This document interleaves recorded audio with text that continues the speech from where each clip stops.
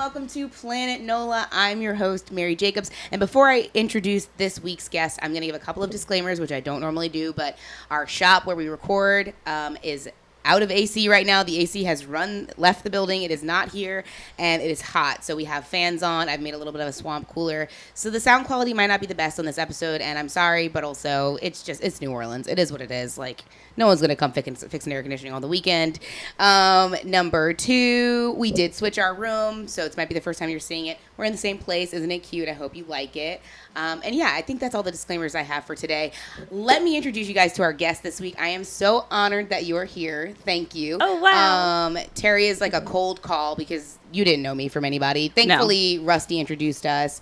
And so this is Terri Simon, an alt academic, which she's going to explain to us briefly. Yeah. And I found you because you wrote an article for the New Orleans Historic Collection, comparing Back That Ass Up with like an 18th century, what was it? Bamboula by Gottschall. Yeah.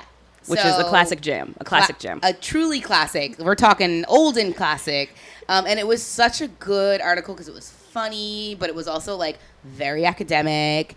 And it's like, for me, it like met at the perfect intersection of like, I'm not like them. Like, I like to read. I consider myself educated, but I also like, I'm not that serious. You know what I mean? So for me, I was like, oh, I'm getting history and I'm getting pop culture. Like, that's all I love. Like, what's what I want. I love that. Thank you so much. It was so fun to read. I was like, and as soon as I read it, I was like, I need to talk to the person that wrote this. And here you are. I just love getting to make from the 19th century to the 9/9 joke for money. And like Honestly, getting paid for it. Truly. At my job. You did great. That's why I went to grad school, you know. Was the Historic New Orleans Collection, were they all about it? Were you like? Yeah, I think so. Because it feels like kind of a hard pitch. Well, so I work in the publishing department at the Historic New Orleans Collection. So I'm an associate editor, and that piece went on our blog, First Draft. And we have, you know, a certain amount of freedom being inside the collection to kind of pitch what we want. But originally, that kind of started as just a drunken sentence. It's like, what, the most New Orleans songs ever? Clearly, it's Back That Ass Up by the one and only Lord and Savior, Terri Gray, a.k.a. Juvenile, and Bamboula by Louis Moreau Gottschall. Like, who else? What else would it be? That then sometimes I say things out loud and people will, like, ask me to justify it, and I'll dig in. And as I dug in, I was like, oh, actually, I can make this a heavily nuanced argument both about like musicality Don't and you love when you say some conceptualizations? Shit and you're like, oh, I just said some shit and it means something. Right? Like sometimes it just comes out and you're like, no, wait, that's true. I do that all the time. It's like the real life version of when you're watching a TV show or a movie and they say the title in the dialogue and you're like, fucking right, you did it. Oh, are we allowed to curse? Yes, okay. We curse. We already have an explicit rating because I've got a potty mouth. Nice. But though I've started to apply for grants and I'm like, are they going to be mad that I curse on the podcast? Feels like it's an adult thing. Right? These are for grown people. That's what I'm saying. It's for grown folks. We were talking about this with Rusty Laser. It's like professionalism. I'm not very good at it. You know, like I like what I like. I make what I make. I talk the way I talk. Like, who needs to be buttoned up, you know? Probably at the Historic New Orleans Collection, you have to be a little buttoned up. There are appropriateness issues in wars, and we have a dress code, but we're pretty free. Really? Well, I feel like that because I'm in the publications department. I don't have to interact with the public. That makes sense. That makes complete sense. Yeah, you would. It seems like such a buttoned up. Like when I hear Historic New Orleans Collection, I'm like, oh, that is like an institution. You know? Well, you should come by because we actually. There have been some changes internally, kind of really thoughtful and important and necessary changes internally to make the collection and the facilities more representative of all of us as New Orleans and as South Louisianians, and also just kind of like more interesting. Yeah. Originally, the collection began as someone's collection. Right. And so it wasn't as much like an archive or a museum where there's kind of curatorial choices in terms of it's what just somebody's interests, basically. Yeah, it was like the difference between going to the library and a little free library box where one, someone's making choices based on community needs and standards to put things on the shelves. The other, somebody's just like, collection. You might find some cool stuff. Yeah. And so now we have a lot more internally building relationships with other institutions and with community members and just kind of thinking a little bit more critically about what it means to be a collection for regional history, because we're all part of this region. Right. Which is to say, come through. We have cool stuff. Why did you feel drawn there? I ended up applying there. I had a job and I was helping my partner look for jobs because she was out of work at the time. She was like applying for a new job. And I looked and I happened to see they were hiring and I was like, oh, you should apply for this, Kelsey. And then I was like, oh, wait, I should apply for have this. to apply for Yeah, this. like actually, JK. My background, I have a master's degree in English and Literary Studies, and my undergrad is in English and History. And in all of like my kind of schoolwork, I focused on regional history, Black women's history, like the histories of the places that I come from and I'm interested in. And you're from New Orleans. Yeah. I grew up in Gentilly, actually, not far down the road. Best part of New Orleans. And I just like it made sense for me to want to do multifaceted writing connected to history, connected to histories in like a place that I know well and am it sounds really like a interested dream in. job for what you kind of studied and were doing. Yeah.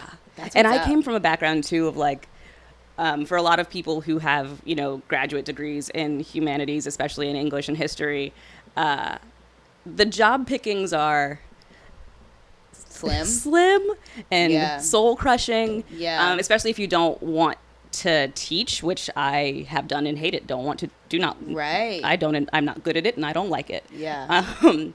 But for me as a New Orleanian, as a Black woman, a lot of the kind of freelance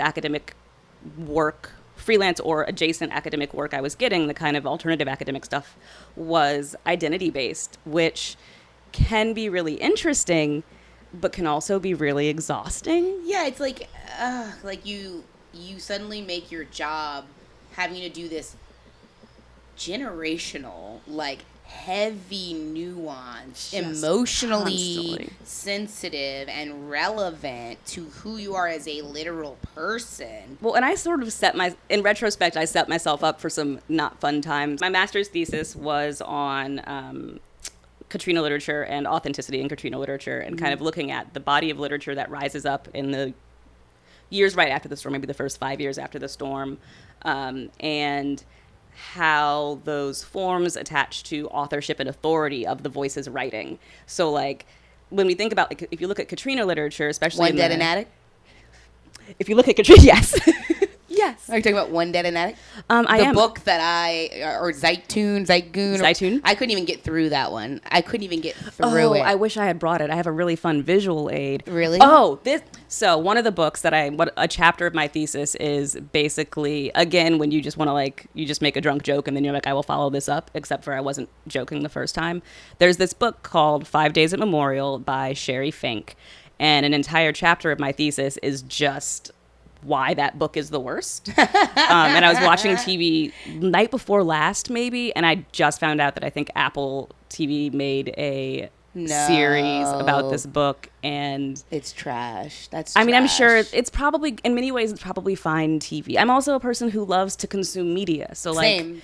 Like, it's probably fine TV. It might be good TV. I just think it's really bad book. It's on the internet. I want to read it. Wait, what else did you talk about besides that one? So there was a collection out of UNO Press. Oh, goodness, I should have looked at it before I walked over here. It's been a while. Sorry, I'm quizzing you on something you did forever ago, but... What did he call it? I think it's, Do You Know What It Means to Miss New Orleans? What is a classic the name. What a creative name. The anthology. But it's it was one of the few ones that I really enjoyed. All right. Partially because it's an anthology, so it's 2 books. Gosh, I really should fact check myself. It's been a while. It's okay. People in this podcast aren't going to ask for your resources. We're all degenerates, I'll email you later, and let me know. Put a link. Did you talk about One Dead and Attic and Zeitun or Zeitgoon or Zebabla? In I think my proposal I did, but you didn't wind up using them. Yeah. Interesting. I remember when those books came out. I remember following Chris Rose's stuff when I was evacuated. Yeah. Like, I remember all of that stuff. That's such an interesting topic that you've chosen. It was interesting, and I'm glad I did it. It was also did not know what I was setting myself up for. But so this anthology, one of the nice things about it was, because it was an anthology compared to a lot of other literature about the storm, it's multivocal.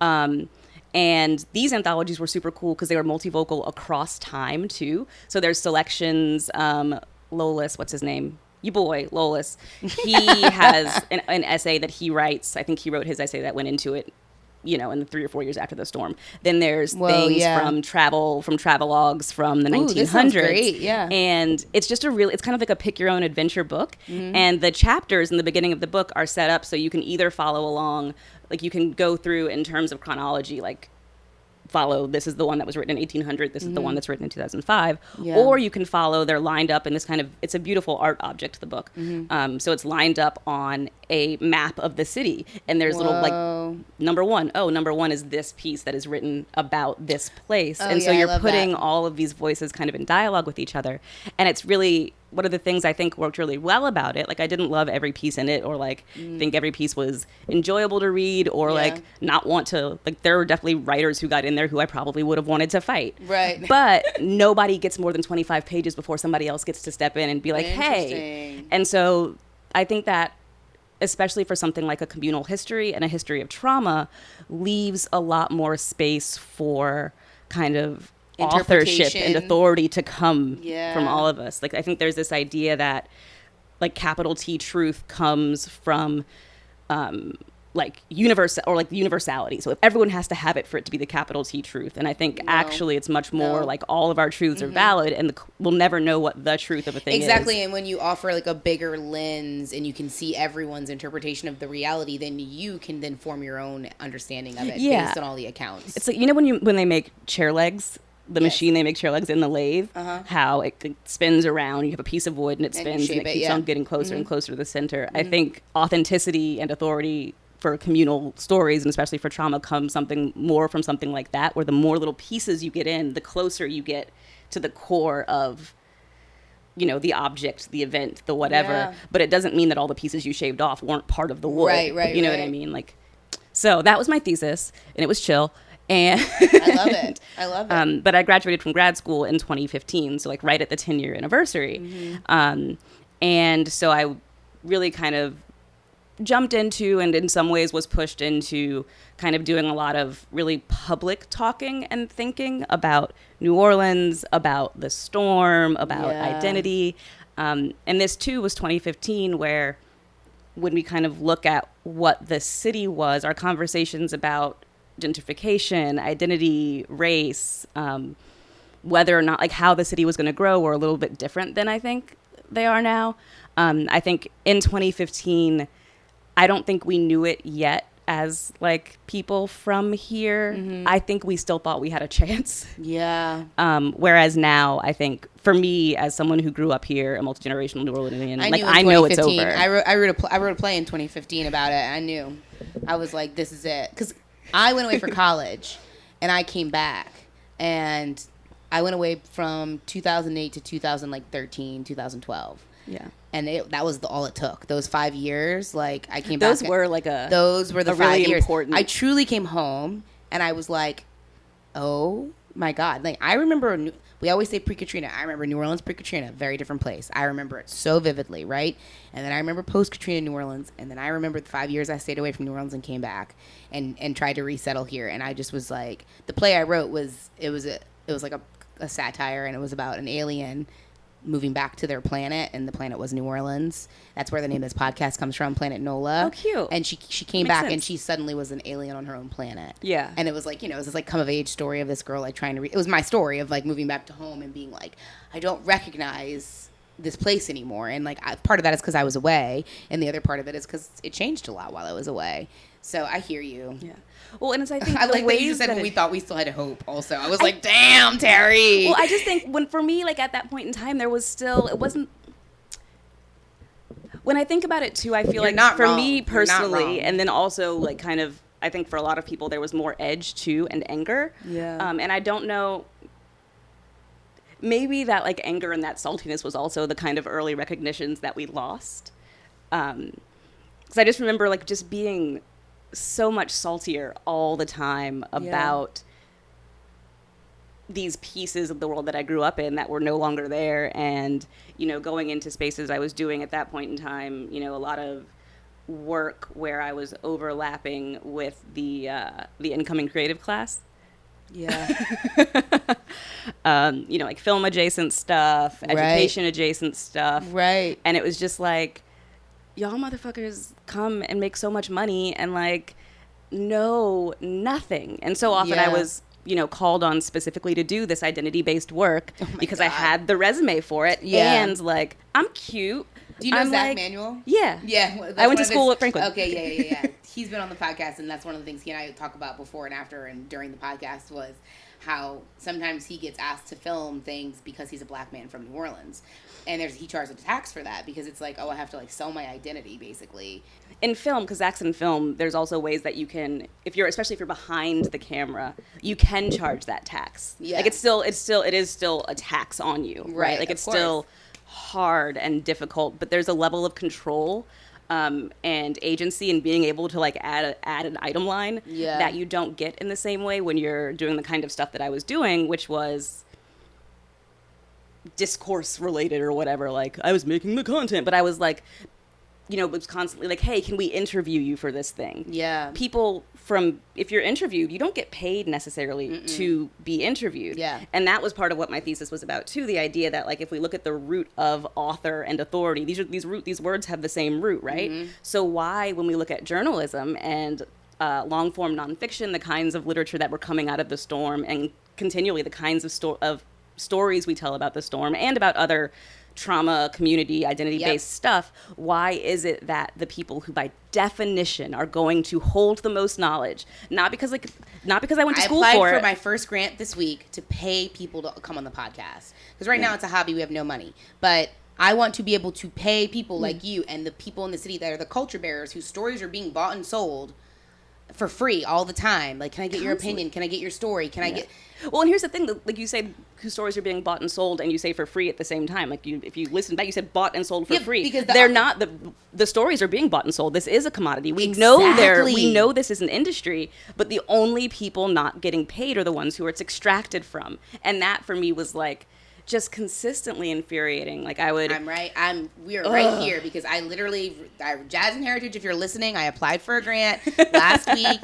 And it's literally, I want to be able to pay people. I'd like to be able to pay myself, but primarily, I'd like to be able to pay people. I'd like to be able to pay there's people. There's no other kind of industry or place where we have this bizarre standard. Like if you watch the news, if you watch 24/7 news cable news channels, and you see those talking heads, they're paid. Yeah, they're paid for their expertise, their appearances, and their expertise. Everywhere else, we pay people for this. We pay people more when they have more degrees. Why is it that I can put on my resume these things that will make me money because I have this degree and this degree and this degree, but at the same time, you'll come to me because my grandma lived in Pontchartrain Park, but you can't pay me because not only will you not pay me because my grandmother lived in Pontchartrain Park, but if you're trying to interview me at like a news station or a publishing company, then go to your boss and say, hey, we talked to this person whose grandmother's from Pontchartrain Park. I'd like to pay her. Your boss is going to say, no, we can't pay subjects.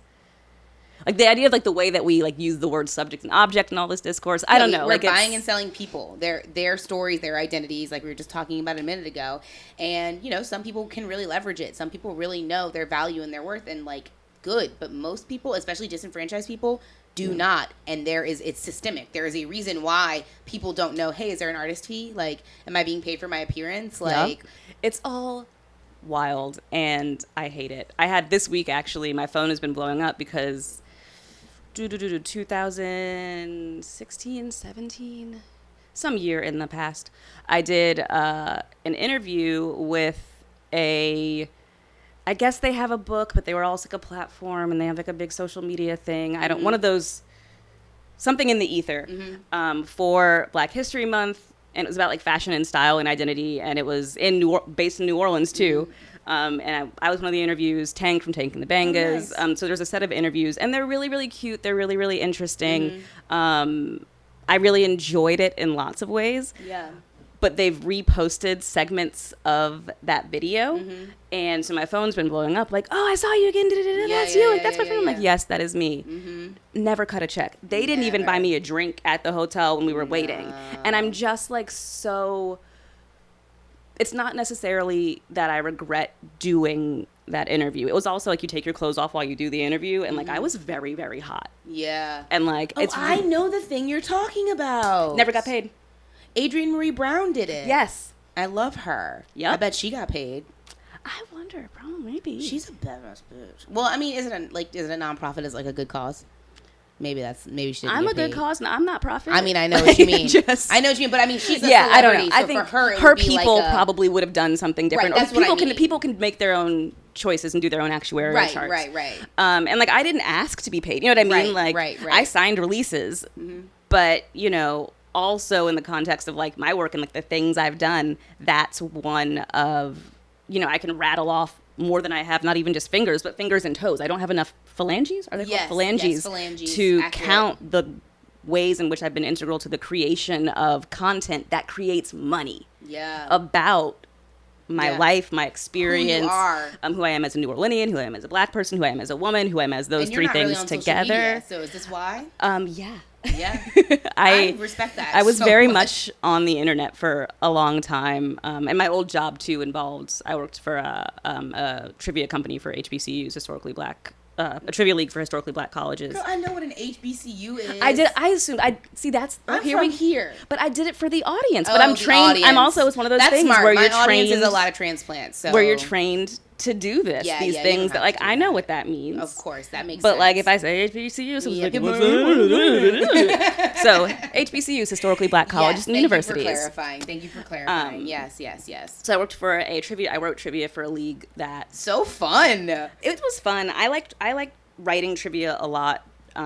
Kind of for any audience because like fun. you can do what you want, and I'm a word games like person. Oh, no. So I liked You're too like smart for me. I liked to do stuff where like I did a lot of categories. It was like history haikus where all of the questions are in haiku forms and they're about history. Yeah, no, I would be like, I don't know any of these things. I am not. Well, actually, history I do maybe okay with because I'm a little bit of a history girl. I love it. Oh, I love But that. so I used to do like all of those types of things, and I ran social media for this trivia company. So I was also doing social, like just constantly engaging in it, and I wasn't able to get off my personal social media because I needed to have it for work. So when I left that job to be able to like be off the internet, You did it. oh my God, I can't be off the internet. I don't know what it's like. It's amazing. I believe you. And people will still like text me pictures of like fat cats and Tom Hardy's feet. So like it's fine. They know you're not on the internet, and they're like, you need to see this. Yes, Terri will have this. Yeah. She deserves joy. Oh my gosh. We'll be right back.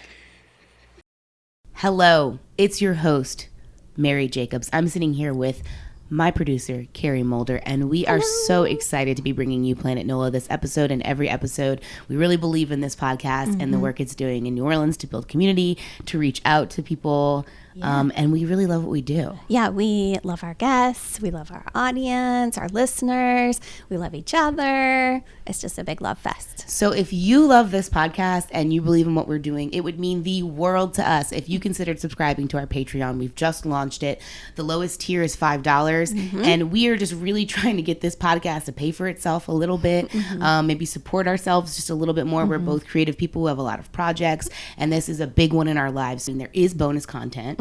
Yeah, it's really fun. It takes a deep dive into the episode, kind of circle back to some of the topics. They've been fun. Yeah, Super we fun. basically record with the guests as soon as we're done their episode and do a more candid version of their podcast. It's shorter, but it's more self-effacing, and it feels like just real, you know? It's BTS, behind the scenes. It's the BTS. So if you want more Planet Nola content, you could subscribe to our Patreon and get it. It would mean so much to us. So, okay, we'll let you go back to your episode now, but please consider. Thank you. Bye. This episode of Planet Nola is brought to you by Vitality Community Fitness. Vitality is a functional training gym located in Metairie, Louisiana. And at Vitality, we focus on members as individuals. That's right. We don't lump people together. We don't assume that everybody has the same goals when they step into our gym. We also don't push things like body ideals or diet culture. We try to focus on the full person, and we try to give an experience that matches that. We've got incredible coaches. We've got an incredible community. And if you're looking for a place to call your new gym home, consider checking us out. We offer a 3 free class trial. That's right. Literally no commitment. You can try 3 of our classes in a week to see if our gym is for you, because ultimately we want people who want to be there. And if it sounds like this might be the space for you, please consider checking us out. You can go to vitalitycommunityfitness.com, click the contact button, and get started. Hello and welcome back to Planet Nola. I'm your host, Mary Jacobs. I'm still here with Terri Simon. We've been talking about, what haven't we been talking about? But on the break, we talked a little bit about sock ops, and I was like, wait, can we talk about sock ops for a second? And you told a story about how you became best friends with somebody because she was your mortal enemy first at a sock op. Well, so I feel like maybe we should if they don't exist anymore or people who aren't from here. The Yeah. JCC Do you guys sock know hop, about sock hops? like the sock hops loomed? I imagine things like them have existed in many places. Of course. But if you grew up in New Orleans, especially if you went to like an ISAS school or one of the magnet schools in the 90s and 2000s, then you went to sock ops at the JCC. Absolutely. On St. Charles and Jefferson. And they were once a month. Yep. Maybe. Yep. And you would just go dance to all the hits with Yep. all your friends. Yep. All the hot guys were there because you didn't know you were gay yet, so you were super into it. Yeah, truly. I have so many Same special, yeah, it's truly so many special sock hop memories. I met my first group of guy friends when I was like 11, 12 at a sock hop, and I went up to them because they were all wearing like Guns N' Roses t-shirts, and they were like the only alt looking boys there, and so I was like, oh, these will be my friends, and to this day, the one your wearing the friends. Guns N' Roses t-shirt is one of my best friends like in the world, and like the person we were just talking about I met there. My scandal there once, some girl was wearing a t-shirt that said "Bite Me," and Did you bite her? I bit her. Yes. And she tried to get me kicked out, and the adult that she had pulled over, whoever they were, was like, "Well, your shirt does say "Bite Me," and then I got to stay. Oh, what? I wonder, when you say the adult, I wonder, like, as Who a kid, was these it? people Was look it like like a adults. 10-year-old? Like, right, I Yeah. wonder, was it like Yeah. a 20-year-old? Yeah, Like, like was it somebody- actually a child? Somebody doing like service hours or something. The JCC hookups were they so were so dope. Like good. you made mad connections there. Like My I'm best friend so grateful Carly, for them. She actually just last week moved to Seattle, and I'm devastated. Devastated, I think is the scientific term. But we met at a JCC sock hop, and she stole my Adidas bucket hat, and we were mortal enemies. That's so funny. And now we're best friends. BFFs. Yeah. It's a special place. It's like, do kids have things like that anymore? My kids don't go to them. If Yeah. they exist, my kids aren't going to stuff like that. They Like, go. where to do you meet kids that don't go to school parties. with you? You know? My kids, they walk to the park, and they have like friends who go to different schools or do different programs, and they meet like stuff through like their friends' siblings. Oh, that's cool. But yeah, my 14-year-old, it's really cute to me. She's like, I'm gonna go walk to City Park with my friends. I'm like, okay, guy, here's $5. That's really sweet. Don't get pregnant. Oh my god. Good luck. Good luck out there, kid. Here's $5. You can buy literally a pack of gum. Yes. In this economy. Chase a duck. I remember like at the beginning of my school week in high school, I would ask my dad for $20 for the week, and that would be my money for the whole week. And I'm like, what would $20 get a kid now for the whole Nothing. week? Like Nothing. And I would save it all week so I could go to punk shows on the weekend, and I would spend all of it to go to shows. But the idea was that it was like for lunch and snacks and whatever. But now $20 wouldn't get you We anywhere. used to sell our RTA bus tickets. Oh, that's a good idea. It's a good hustle. My brother used to sell condoms. He got kicked out of Holy Cross for that. Oh, that's so cute. Yeah, he would get them for free at bars or something. I don't know. He would acquire them, probably shoplift them or something. Who knows? And then he would sell them at Holy Cross, and he got kicked out for that. He got kicked out for a few things, but that was one of them. He was an entrepreneur. An entrepreneur who was doing the Absolutely. work necessary to protect the community from And, you know, itself, frankly. Truly, my whole family is full of entrepreneurs, and it's just it's part of our like life, you know. Like it's our ancestral inevitability. Like we are entrepreneurs, we're hustlers. Yeah, I think about that a lot with the kids, like what is growing up in New Orleans going to be like for them? Like, where are the similarities and where are the differences? Right. And like, kids are also, I live with them, you know, I've known them their whole lives. Yeah. They look just like me, but they're also really foreign to me. Like, I don't know what they do with their time or what their interests are. Like, it's not that I don't feel like I have a close relationship with my kids, or like a good relationship with my kids. It's just that, like, I think about this all the time. It's because these kids have like these internal lives that we can't see, and they don't know how to articulate yet. No. So it's like they don't know who they are, and that's part of it. But it's also just like you're sitting across from them being like, what is going on like, there? Yeah, what is in your head? Like, I can't fathom it. All the time I ask my nieces and nephew, like, what are you thinking? And they're like, nothing. And I'm like, you've got to be thinking something. Like, what's going it's on? Also, when I think back, like when I was 14, when I was 12, my kids are 14, 12, and 8. When I was those ages, my parents, I don't have a lot of memories of my parents physically being with me doing stuff together. Certainly not. Like, Me I either. lived with them. Yeah, but you weren't like clearly. hanging with them. Yeah. Like, I know they weren't like playing Legos with me or doing imaginary cooking shows while sitting in a tree. Yeah. Like, Are you doing that kind of stuff? when I was 8, definitely. Ugh, I love that. And, I mean, like, me too. And like our 8-year-old, like he just one time we put him outside because he was just being annoying and loud. Go outside. He's like, I don't have anything to do. And he went out there. He cried for like 5 minutes. And then I went out to bring him some water or something. And he was nowhere to be found. He had gone around in the neighborhood. And he's like, I'll just be outside. And like he came back a while later. He's like, oh, I'm going to go back outside. I'll just play with my imagination in my hands. Oh, I'm good. like, oh, Booker, you sweet angel. But also, what are you doing? Yeah. Was there ever a moment when you started to have children that you were like, I should not be having children in New Orleans? Or did you always know you wanted to have your family here? So I don't know. That question actually just doesn't reflect the way that I had kids. Okay. Oh, not like bad question. Just no, but like you weren't like thinking of it intentionally, maybe. Yeah, my oldest was born. I had just made 22. You weren't like consciously deciding to raise kids in New Orleans, is what you're saying? No, I wasn't consciously deciding to have kids. Exactly. Like, Right. Okay, I see what you're saying. And in lots of ways. I'm 36 now. Maybe I'm 37. I was born in 1986. You do the math. There somewhere.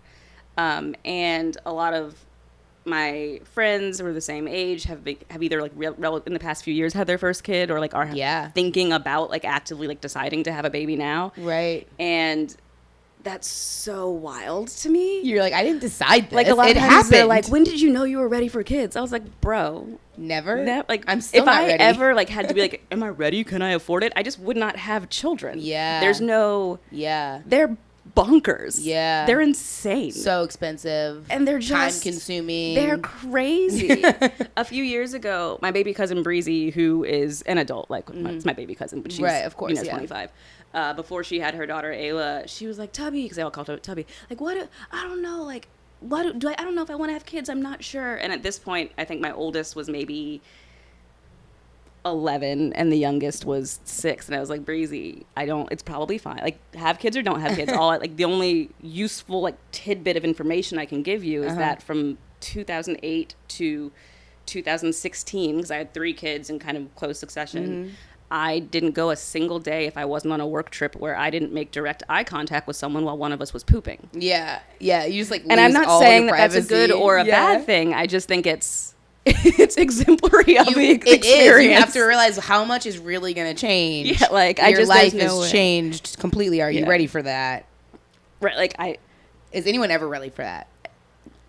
years where a day didn't go by where I didn't make direct eye contact with That's someone while so- one of us was shitting. That is so funny.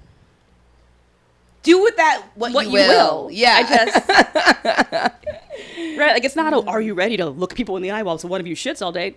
Because who knows, maybe whatever your jam is, but like it's a thing. Okay, well, so now that you have kids here and you don't really think anything about it, do you see... Like, I was pretty conscious, and this might be because of Katrina. I was pretty conscious as a youth of, like, living in New Orleans and how special it was.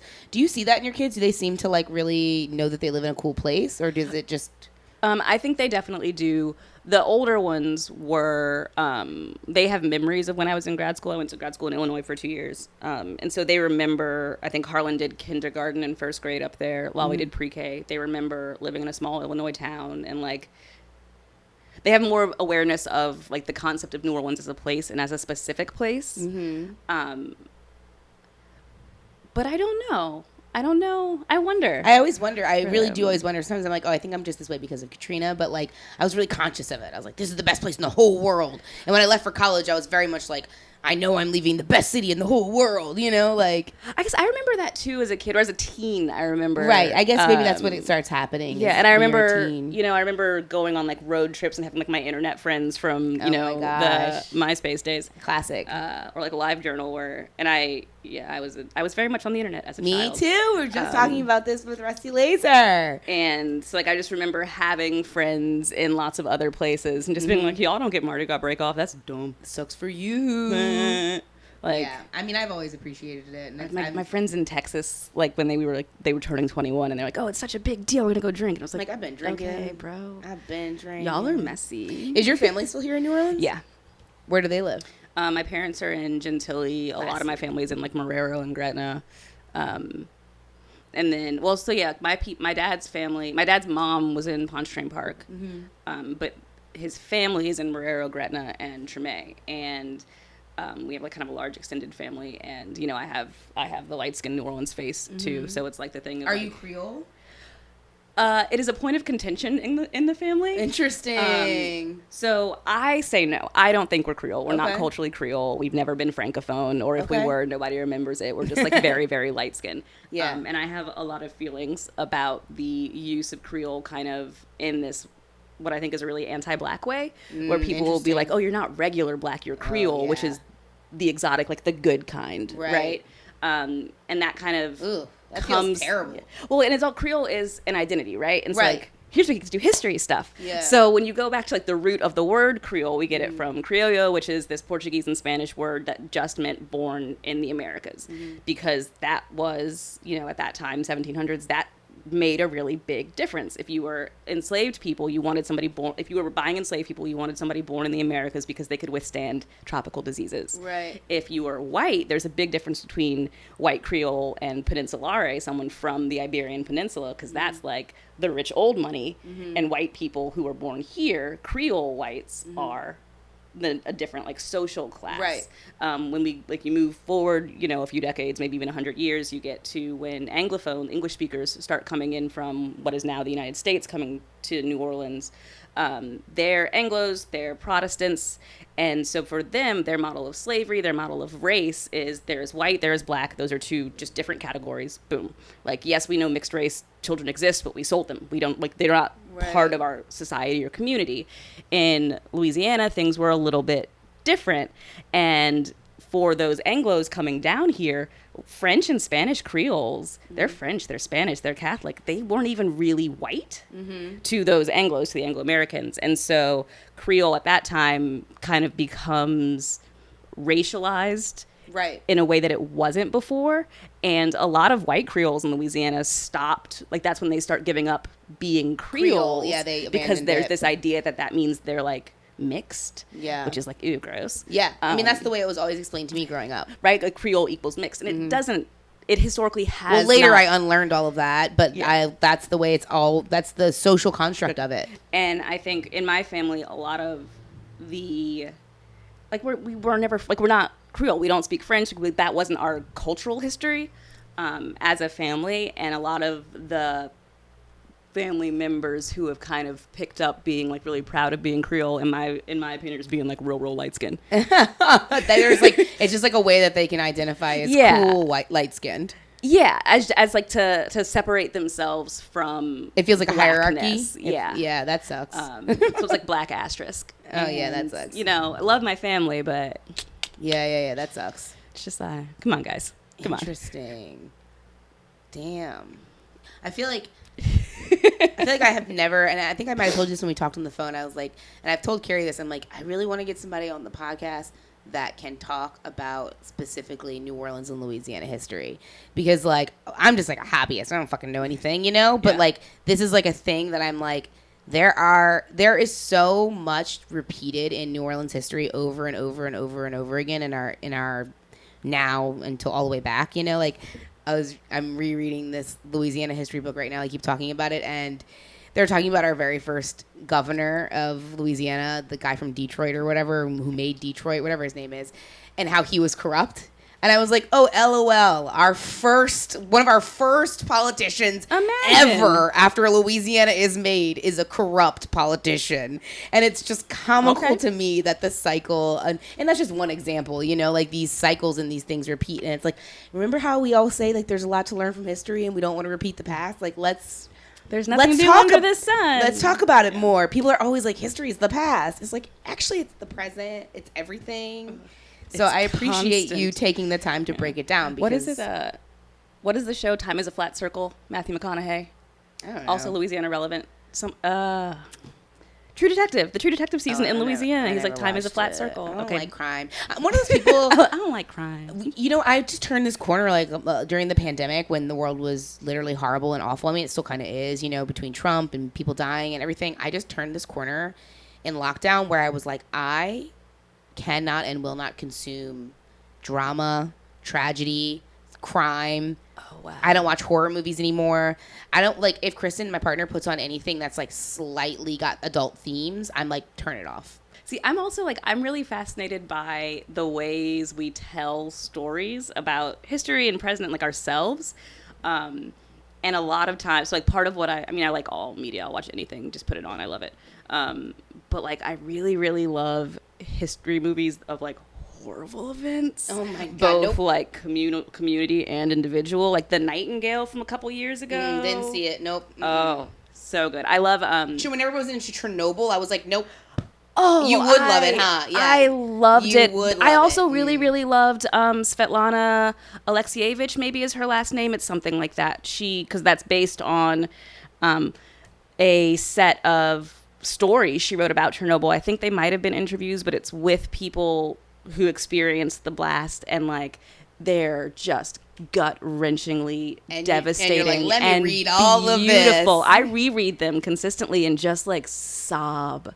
They're so terrible. beautiful. Sounds terrible to me. There's one, and the woman. I'd rather ride oh Dumbo God, via my whatever. TV. You know what It's I'm so saying? good. Like, It's that so sounds good. brutal to me. It's a really good example too of a book that a part of what I like about it as a nonfiction, as a long form nonfiction, is that it is a communal history of an event, and it's just like all of the people have these. It's just. All right, I'll take your word for it. I'm not I want to checking be it like, out. oh, there's this story and this story, Nope, but not there's checking kind of that out. story. Don't waste your God. voice. I will not be checking it out. It sounds terrible. It's so good. No offense. Do you have any other like New Orleans identities? Like, obviously, like, you're a historian. Your family's from here. Do you feel like your toes are dipped in any other waters? Like, do you have anything else going on that's like, you know what I mean? Like, people in New Orleans feel like they have everything going on. You know? I don't, and I really like that. You have 3 children, so I feel like that's a lot. I mean, I just like to stay home and Yeah. go for walks and like What's up? Where do you walk? be quiet. Well, I go weekly. One morning a week, I go with my friend Lori, who is a writer. She's also was recently on a really great Netflix documentary about MDMA, about doing psychotropics. Oh, cool. Yeah, but she's really super I just listened smart. to an incredible podcast series on that about psychotropics. That was never mind. Keep going. She's fascinating and really, really smart, and writing a book. We're writing a pilot that I want to get funded so I can watch it Right, you're like, just I need to see this. aggressively. But she and I go for walks once a week in the morning, like old ladies in City Park. Oh, that's so we go really early, and like it's all like the men of a certain age in their little sweatpants and their New Balances, just getting their steps in. I love getting my steps in. You like getting your steps in. You're a big getting steps in. Yeah. Where else do you walk beside City Park? I stay in Treme, so I walk around there a lot. And I like to ride my bike a lot.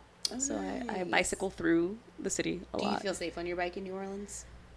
Yes. Yeah. I'm also a really unsafe rider. Oh, God. I'm that person. Oh, I ride a fixed gear bike. I have a loose brake on it though, and I don't ride with a helmet. And Will you please knock on some wood or something? What are you doing?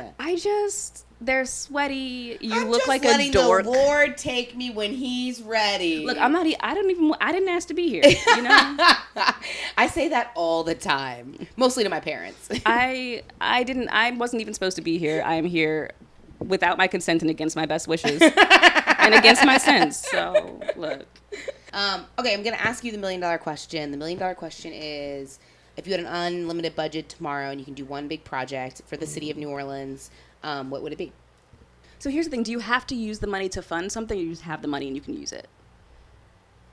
Oh, you can do whatever you want. I mean, I don't care. I usually tell people a project. Like, how would you use that money? Universal income. You just give it away.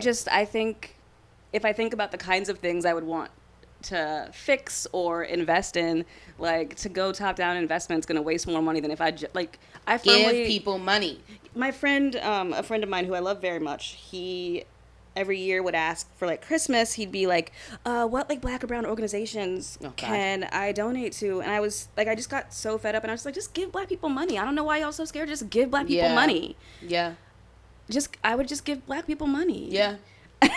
That's a great answer. It's a great answer. I think it's a great answer. Some of us would use it horribly irresponsibly and have a great time and die doing what we love. Yeah. And other people would get fiber internet, and we would have babysitters, and we wouldn't have the same kind of like and other people school to prison would pipeline have money because to do their dreams and like actually be happy, and that's enough too. Some people might want to do like projects that are really important to humanity. Me personally, I would lay down. Yeah, I would take a nap. I would take a big long nap. I would set up a lot of things with the money. Like I would give it to the places that it needs to be gone to, and then I would just be like, let me sit back in my very comfortable chair that I bought with some of the money and watch. Like I will relax on the sidelines. Like I think it'd be really interesting on an individual level and then on like a system level. Like what would we do if we weren't always engaging from a place of panic and scarcity, right? Like, because if I say to you like, hey, you could have $2 million tomorrow, your brain does this thing of like, what are the pressures that are sitting behind me that I have to do? What are the debts that I have to pay? What do I have to set up to be safe, to be handleable, to be responsible? But like, what if we were little kids who just played with our hands and our imagination? Call back. Like, what if we just, like, what cool stuff would happen? Right. We could just do some really dumb, cool stuff. It would be incredible. I think about it all the time. I'm like, if I just had something to not have to think about, like, just if capitalism didn't make me always feel unsafe and in a scarcity mindset, like the amount of creation that could happen and how the amount of like personal and greater change that could happen, it'd be pretty exponential. Right. Like, I just like, what if we had the freedom to just be really, really stupid? I mean, listen, I'm all about it. I love being stupid. It is so fun to me. I still play with toys. Like, I am a child. I really, really love toddlers. I think they are the unspoken heroes of America. Fair.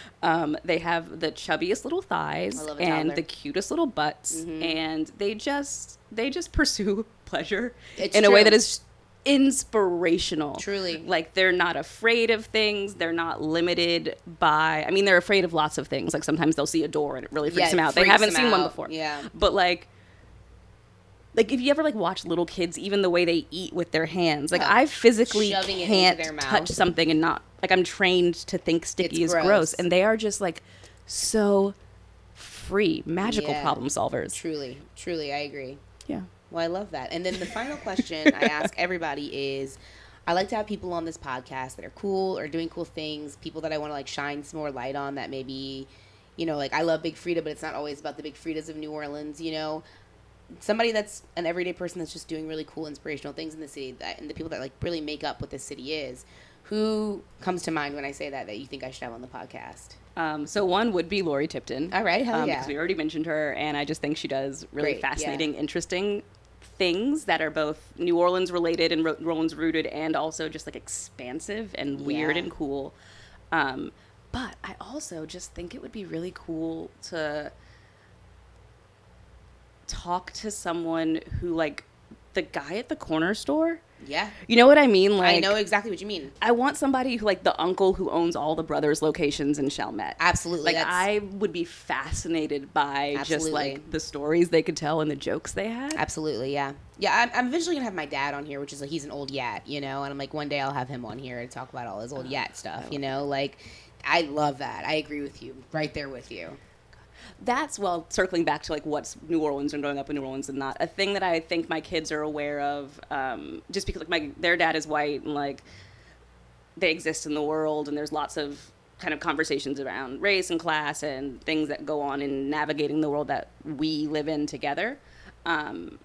And sometimes their friends will be around, and I'll realize that their friends don't have the same kind of critical lens on things.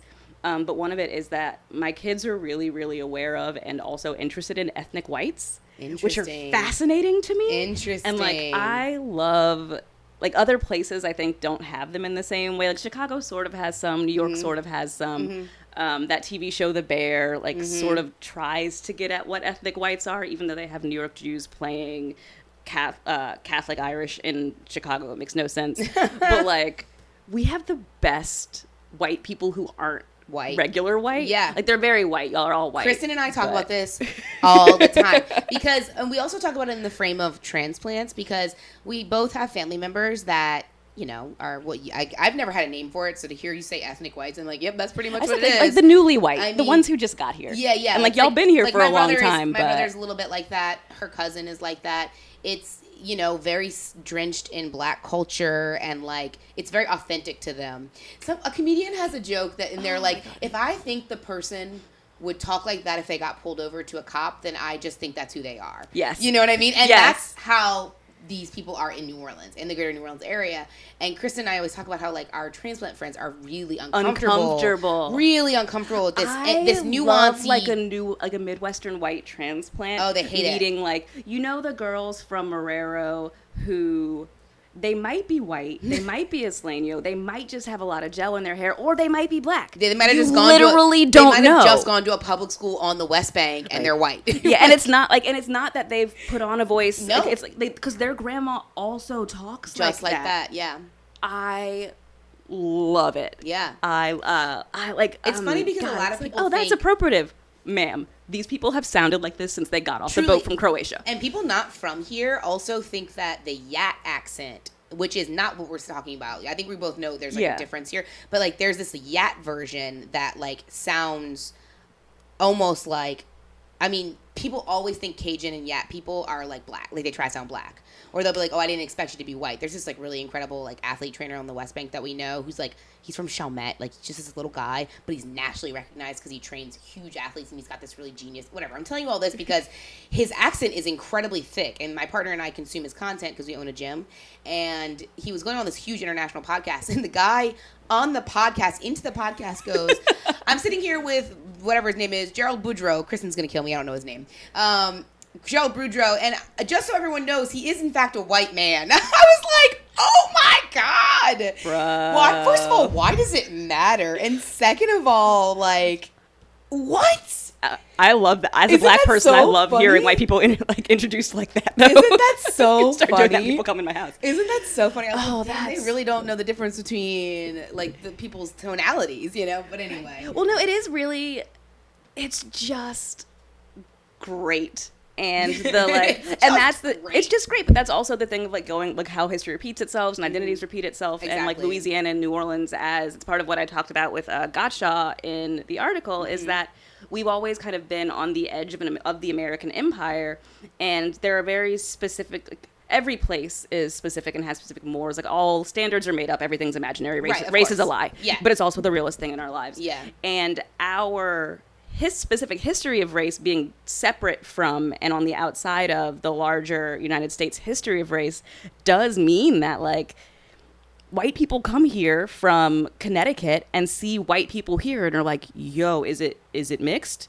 Yeah. And that's the same thing that was happening when the people from Philadelphia were getting here in 1812. They were like, that's a Catholic. It's a Catholic and its last name is Perez. I guess it's... What is it? I don't understand. I love that so much.